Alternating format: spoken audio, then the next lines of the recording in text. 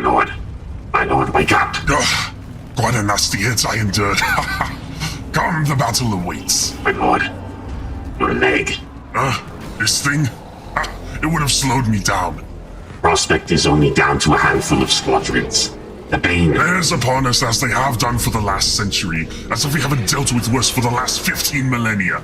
Listen to yourself, Rios. You sound like you've accepted defeat. We are surrounded, my call. Swarm grows bigger with reinforcements making their way to our position. Then let's make this a life lived to the fullest, Rios. Kin, take positions. We fight, we die. We will make the Hive Mind remember us. Rios, contact the Infinite Strike. Order them to fire on our positions with everything they've got when the last kin falls. Aye, sir. Orders transmitted by vocation of the call himself. You're tense, Rios. Not excited for what comes next? Nothing comes for me next, sir. This unit does not have a soul. Stuff that shite. We all go to the same place, Rios, and your metallic arse better be waiting for me there. Aye, sir. Orders received. Men are wavering. A song then, Rios? I would like that, sir. Brothers of the Leagues, raise your voice! March with me! Raise your hammers, raise your voice! Stand with me! Far into the wretched void! Survivors of the host destroyed! Above the void of Thunder King! Draw us left and let's begin! Born in the call, drawn inside a crucible, raised in the dark, the safety of the Votann. King made of iron, stealing our souls, to fight and die makes us free. Come, my king, and stand with me.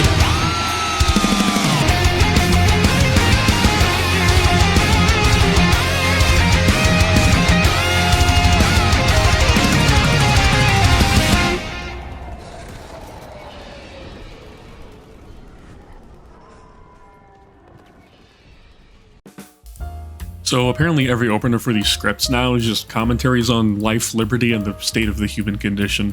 One of the things about humans that is very interesting about them is that their resilience is both insane and horrifying. Did you guys ever hear that story about that one dude in, I think it was Brazil, who was so gorked out of his gourd that he fell about 14 stories and only got scratched up because he was so drunk that all of his muscles were relaxed and he was completely fine? Stories of war veterans like Roy Benavides and William Carpenter and Desmond Doss. I'm actually starting to realize that most people just jump on top of grenades the more I look into war stories. Hey, as long as it works, I guess. The point is that humans are pretty scary. We're a species of creatures that literally chases hairy elephants across the globe to extinction with nothing but rocks and sticks. And we're still on top tens of thousands of years later. I think some guy just boxed up a shark at some point. 40 million years of evolution and opposable thumbs are their downfall. Get fucked. Humans are also famous for one other thing, and that's barter and trade. Sure, other highly intelligent animals do it at times, but human society practically revolves around the concept of trade, currency, and commerce. You have food because of trade. You have a home because of trade. People are allowed to argue that communism actually works because trade and commerce literally allowed it to become profitable to talk about it. Can you tell I watched The Fat Electrician? This is a long-winded intro that is pretty much just trying to explain that humans will take their resilience and their need for capitalism to the far corners of the galaxy. So why not just go to the most dangerous place in the galaxy, the galactic core? For the sake of profit, adventure, and glory, did mankind venture far, and God knows how many years later, we got manless with tech that rivals the Tau Empire. But before we get into that, hello, I am Dadium, the man in the broken tower, here to talk about how it's fine if you're below 5'10", so long as you fight for the corporation and its interests. But who are the Leagues of Votann? Where did they come from? And why is this motherfucker so iced out that the vacuum of space thinks he's too cold? More on that after this message.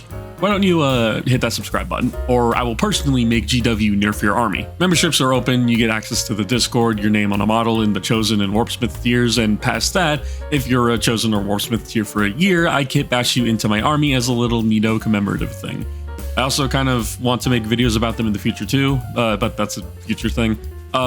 Next members video should be coming out soon, I think. Actually, let me go ahead and look at content, YouTube, members video in about a week or two, most likely. So I'll see you there. So this all started because of some fuck-ass space for— oh wait, it doesn't? We're not talking about the old ones for once? What do you mean I have to talk about Rogue Trader? Fuck, okay. Rogue Trader came out a long time ago in 1987 when dinosaurs roamed the earth and the 5-layer burrito was under $1. It is very much as what could only be described as a narrative war game. It wasn't exactly D&D, but it had kind of semi-fun role-playing elements and world building in it. And oh my god, it was incredibly 80s and like early 90s. Just taking a look at some of the art, it holds up, honestly, in my opinion, a good majority of it. And I say this as somebody who is not a fan of old Hammer, but many things like Inquisitor, Obi-Wan, Sherlock, Clouseau, my goat, were also the squats. Space dwarves. Dwarves with an FS and not a V because copyright or something. The squats were comedic. Interesting if you enjoyed eating paint, and their whole vibe was what I can only describe as midget biker with an addiction to coal mining. Seriously, look at them. They drove Harleys, they wore jackets, were bald and had sunglasses and bandanas. They had armored trains, but they didn't look as cool as you thought.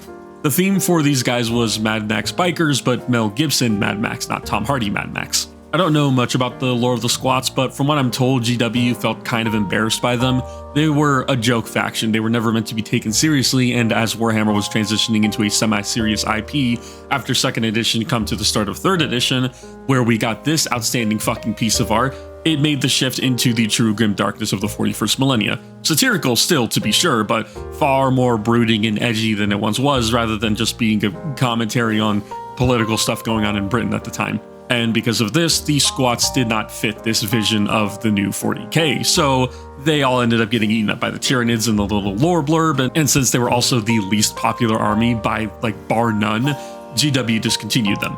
But also they didn't, as in Battlefleet Gothic and in Tau lore, the Demiurge, which were a race of stunty, stout, rotund humanoids, were spotted and had the propensity for mining, drinking, and being dickheads. And then, come in the 2020s post-COVID, we got an April Fool's announcement, and oh shit, they actually brought them back. What the fuck? It was so funny when this happened because I cannot explain to you the sheer insanity that after 20 years, a faction that was just killed, Games Workshop baited everybody with an April Fool's teaser and then just turned around and said, oh, you thought this was a joke? The real joke is that the Leagues of Votann needed to wait 3 fucking years for the rest of their army.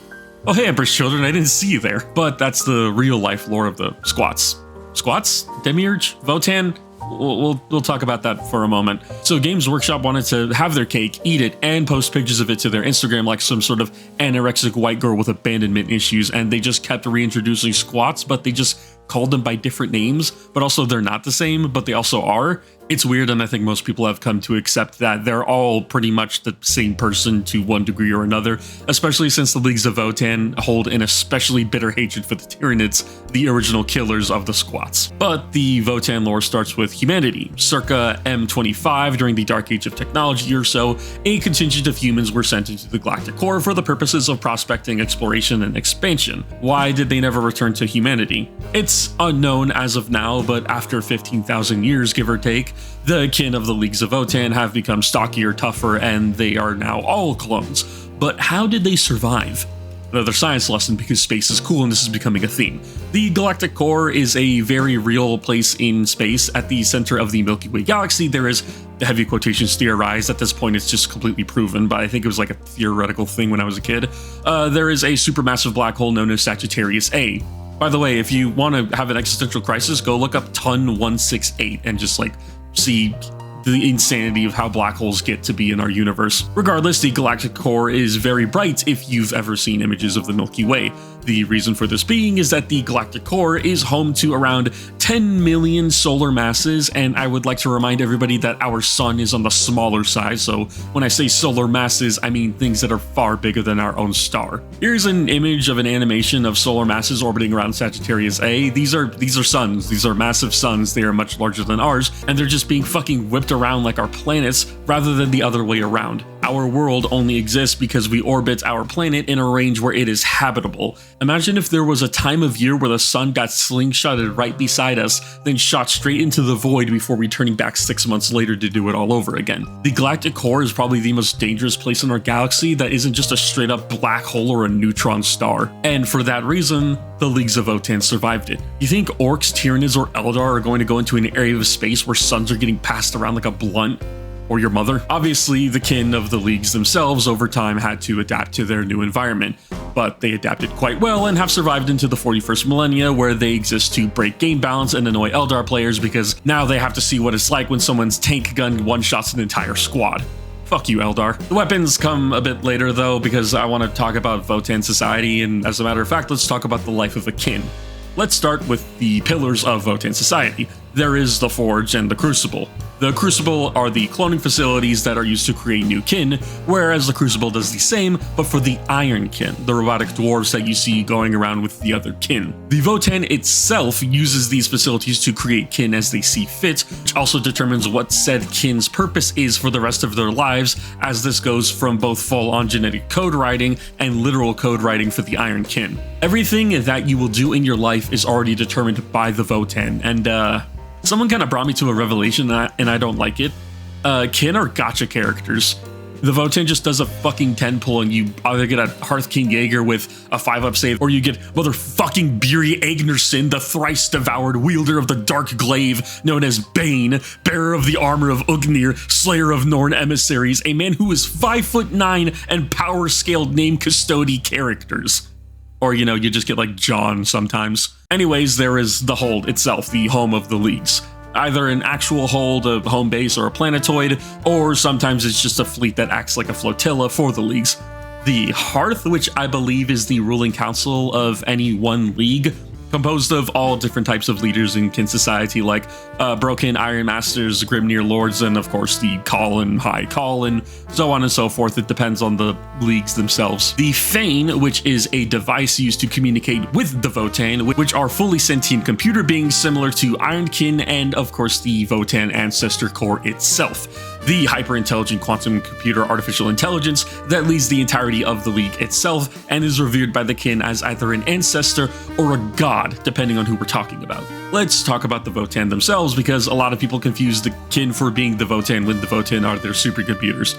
They are the leagues of Votann. They're the leagues under the Votann. The Votann themselves are pretty interesting because they were uploaded with literally everything that you would need. If you understand the concept of STCs or standard template constructs in 40k, then this is pretty much like that, except just far and above more powerful, I would say. A Votann knows how to make any kind of food. They have access to any user or owner's manuals for any equipment that the kin would end up using. They can do complex calculations, borderline able to predict the future, and in terms of technology are far above anything that the Imperium have, and I would argue even above stuff that the Tau have, depending on if we're talking about, you know, like either their battle suits or actual AI and shit.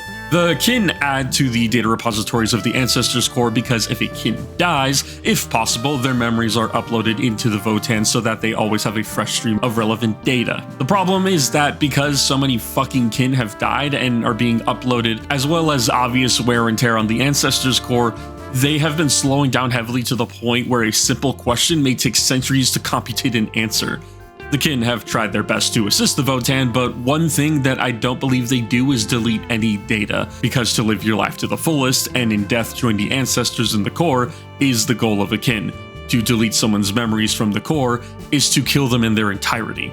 Even the Votann know this, and that's why they will request for the kin to modify them at times to ensure that no data is lost. So, as to ensure the Votann remain functioning, Fains are used to communicate with the Votann as to not put too much processing power on them. Funny thing about the Fains is that while Votann were created to be similar, Fains were outright created out of a necessity due to the ailing situation of the Ancestor Cores. So, sometimes, if I'm understanding this correctly, a Fain is either just an altar or a giant computer or even an Ironkin, and they're fully sentient and able to hold conversations. One example I got from the High Call's Oath, which I was unable to finish sadly before writing this script, is that Fains just make requests. Notice I said requests and not demands. AI in Votann society is respected as equals utterly and foremost, but more on that when we talk about Ironkin. Fains specifically develop their own personalities, desires, and sometimes ask to be modified or upgraded. One Fain asked for schematics on other Fains and Ancestor Cores for their own research, and rather than the kin just thinking they're about to go into a Skynet situation, the kin just said, "Oh yeah, Barry wants some schematics, could you get that shit to him by like 4 o'clock? Thanks." Votann aren't suspicious of their robotic AI companions, and as a matter of fact, the other interesting about Fains is that sometimes they can become so heavily modified and upgraded that they basically become Votann themselves. To the Votann, AI are kin through and through, so why don't we go ahead and talk about them, but really quick, we need to talk about the regular fleshy kin. Cloned from the Crucible, their lives are planned for them from the start, destined to serve a specific role in the leagues. They live their lives to the fullest with the hope that they will one day join the Ancestor Corps upon death. When I say they live their lives to the fullest, I don't mean they're reckless thrill seekers. The kin have a heavy waste not, want not kind of mentality. You see, in the Galactic Core, the home of 10 million solar masses, it's pretty fucking hard to grow corn and shit on planets. So the leagues have all adopted a heavy scavenger and survivor mentality. You killed a splinter fleet of Tyranids? Congratulations, kin. These biovores will be tossed into a blender, and their biomass will be recycled to become your next tube of nutrient paste, and the best pieces of biomass will be converted and altered to be used to help create some new kin. What's that? A wrecked Imperial frigate? My good man, I am sure you're mistaken. That's not a wreck, that's your future ammo, waiting to be smelted, pressed, and reloaded. Dead kin? Toss them into the recycling bin, we're in need of more kin anyways. It's a bit grim, but, you know, once again, they literally can't grow or produce really anything. Mining is pretty much their only prospect outside of, like, mercenary work, mining being a bigger thing due to the fact that because of the intense gravity of the galactic core, a lot of very rare and valuable minerals and metals can be found here or there for either their own creations or, most importantly, for trade and profit. This sort of mentality extends to the Ironkin, who would be honestly considered the apex of this sort of life. They don't need to eat or sleep really, as far as I know, but they aren't treated any differently. Their presence is a bit unnerving as well. It gets into the whole uncanny valley feeling of like staring at something that looks like you, acts like you, but isn't exactly like you. It's kind of funny because the Ironkin are such advanced and competent AI that they fully realize this, and they try to their best to make their kin feel not so uneasy around them. This is my favorite type of robot. They're just nice. Well, I mean, they have manners. They're not necessarily nice. It really just depends. There's one of them tried to like beat someone's head in with a hammer, I think, at one point. The funniest part about them is that, so like, kin drink because they're dwarves, you know? What do you think they drink? If you said alcohol, you're technically right. It's called brew. It is a drink with extremely high alcohol contents that is frothy and served near boiling hot and has been noted to have an earthy texture almost akin to coffee. It is technically consumable by normal humans, but you know, as consumable as boiling water can be. Ironkin can't eat or drink, but they have substituted brew with things like just using oil and shit. And some have been noted to try and imitate the behaviors of someone who would be drunk. And if I'm remembering this correctly, they overload their brains with computation tasks to slow themselves down mentally to act inebriated. I don't know if I'm wrong on that, but someone please tell me if I am, because it's just so fucking funny.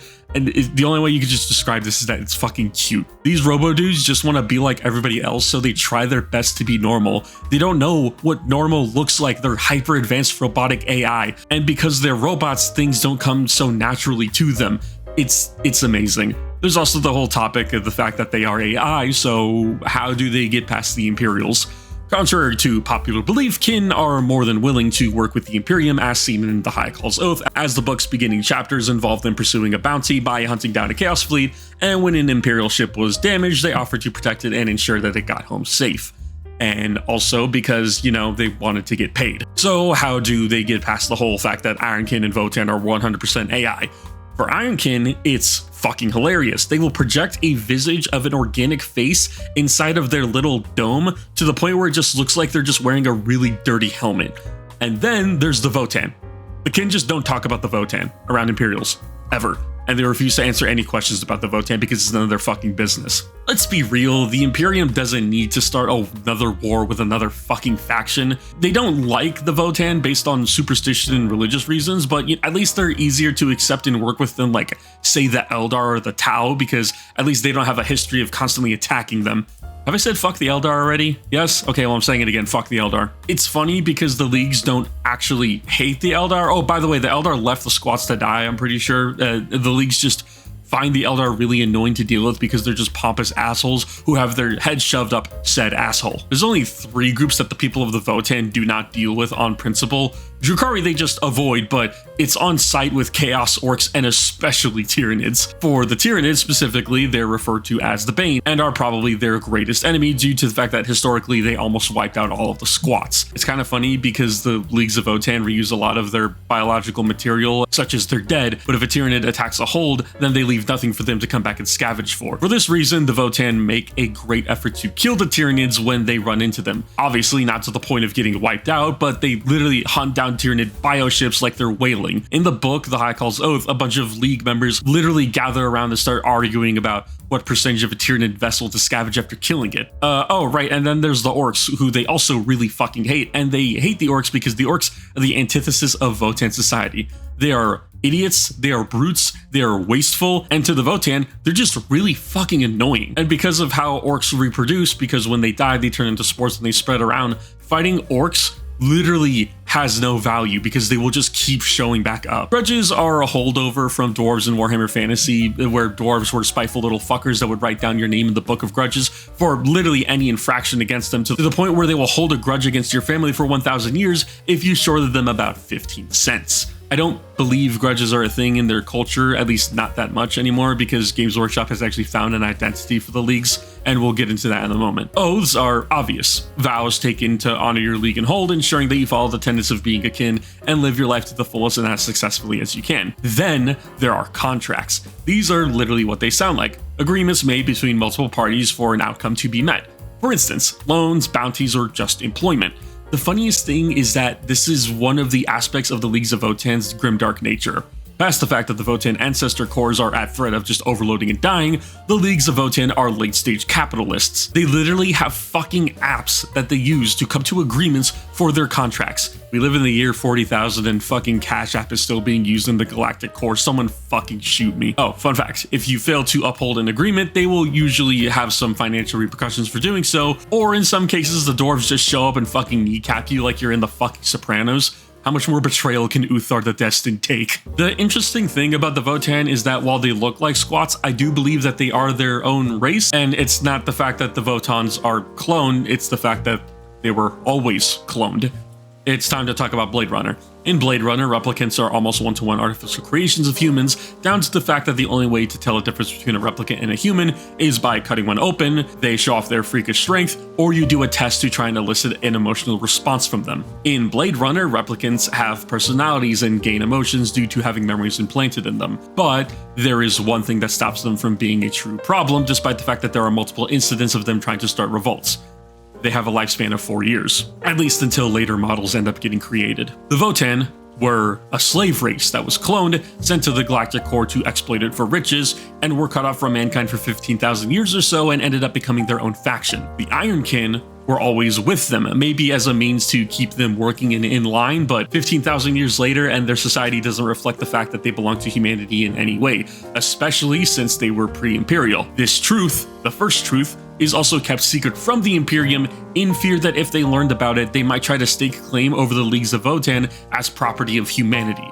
Once again, the Leagues of Votann are very cyberpunk. Beyond them, their tech is kind of interesting because it's very clearly human, but just modified to suit the needs of the Votann, to the point where they have bolters and conversion beamers, which are semi-common in the Imperial arsenal. Beyond that, I mean, they're dwarves. They have armor that's tough, they're short. Oh, they have artillery pieces that have like rounds that burrow into the ground and pop out before exploding, as opposed to the artillery rounds going out through the air. Anti-grav tech, which is also pretty common, same with exosuits, it seems.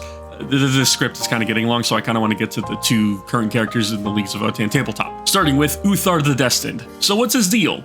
His deal is the fact that the Votann created him, but not only created him, but popped out a weapon alongside him called the Blade of the Ancestors. A weapon so far beyond mastercrafted, Uthar is destined for something. The Votann never talked about it. So Dwarf Gotcha just popped out a fucking SSR Dwarf, and you got his weapon as well in the same pool. And the funniest, or I guess the worst part about it, is that Uthar has no idea what the Votann wants from him. High Call of the Great Arthurian League, the face of all the leagues, Uthar suffers from an intense amount of imposter syndrome, given that he literally doesn't know what his destiny is. A kin is told what their purpose is by a Votann, and all Uthar got was that he's supposed to be High Call, and he will serve a higher purpose one day. That hasn't happened yet, and how can he feel like he's worth anything when his constituent is motherfucking Buri Agnerson, the thrice devoured wielder of the Dark Star Glaive, known as Bane, bearer of the armor of Ugnir, slayer of Norn emissaries, a man who is 5'9" in power scales named Custodes characters. So, who is this motherfucker? Aside from looking way cooler than Uthar and aura farming so hard, Dwarven Dr. Doom over here is the last survivor of his league, with the full accounts of what had happened making him into a fucking legend. As his Votann ended up having too many kin uploaded into it that it didn't just break the Votann, it ended up going fucking insane. And now a section of space is not sailed to in fear of the Mad Core's presence, since dwarves are super fucking stitious. Arthgard to his call Ugnir, Buri fought relentlessly against High Fleet Leviathan as it invaded their hold, and he ended up getting swallowed whole, but managed to grab a weapon from inside the bug and cut his way out like a hot knife through butter. His call ended up getting killed because it ended up getting impaled by some big-ass bug while he was trapped. Buri managed to escape, but rather than becoming depressed due to what happened to his hold, Buri said, "Fuck you and the horse that you came in on," and has made it his sole duty to hunt down the Tyranids around every corner of the galaxy. The hive mind tells boogeyman stories of Buri Agnerson of Termagants. Bearing a sick-ass glaive, wearing the head of a Tyranid for a cape, and wearing the armor of his call, Buri will literally not ask for compensation for help should you take him to a battle against the Tyranids. He has been devoured twice since his original battle, and I genuinely don't know how much organic parts are left of him, because I wasn't joking when I said that Dr. Doom type shit. He seems to be more metal than man. That being said, it's fucking insane how we had to wait for a character with actual lore 3 years after the Leagues of Votann came out. Uthar is getting aura farmed on, and it's not even fair. There are so many other things I could talk about. The other leagues are interesting in of themselves, ranging from generic ultramarine dwarves, super giga capitalists, to a group of Votann who are surrounded by orcs, Necrons, Tyranids, and Black Templars, yet they haven't left their hold for some unknown reason and refuse to. There's the Hearthkin Jaegers and Pioneers, which are basically Eldar Rangers of the kin. It's drip or drown in the 41st millennia, and these motherfuckers are floating. I am glad that there is so much more to talk about when it comes to the Leagues of Votann, because this is the first time where I feel like GW is actually making a new faction. We knew about Genestealer cults, we know about Eldar Exodites, and how the Harad are so documented enough that, technically speaking, you could probably make them into an army. But the Leagues of Votann are fresh, a reboot of an older faction for sure, but their entire culture and lore are so new for 40k because it is something that sounds like it wouldn't work. And if anything, their closest comparison are the Tau, but not even then, because unlike the Tau, the Leagues of Votann actually have people who want to write books about them. I cannot wait to finish the High Call's Oath and see what comes next for the Leagues of Votann. Because even 40,000 years into the future, nothing brings people together like mining strange minerals, fistfighting, and drinking until your face no longer feels like a face. I don't care if you like Deep Rock Galactic, Lord of the Rings, World of Warcraft, Elder Scrolls, or Warhammer Fantasy, dwarves are a universal concept in fictional media that is simple, and honestly, simplicity is sometimes the coolest thing. Rock and stone to the bone.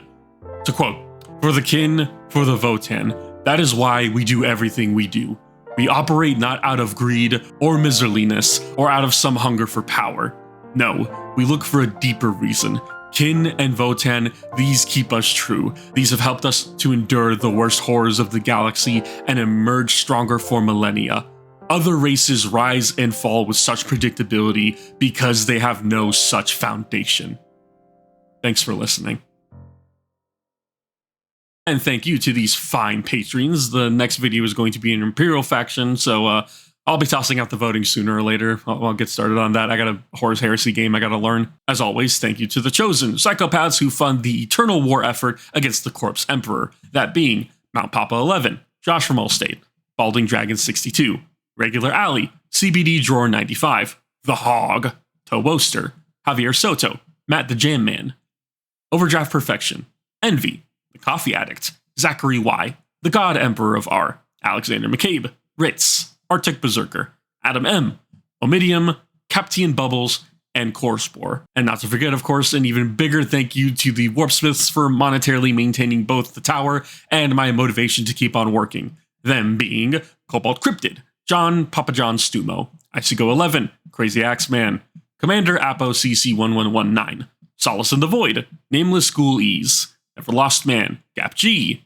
Dism, Felix, Up Up Down Down Left Right, Istra, Robbie Nito, and Ape Brain Esquire.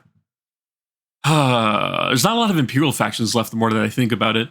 I'm going to start running out of faction videos to do. I'm going to actually have to talk about the lore. But with that being said, see y'all next week. Goodbye.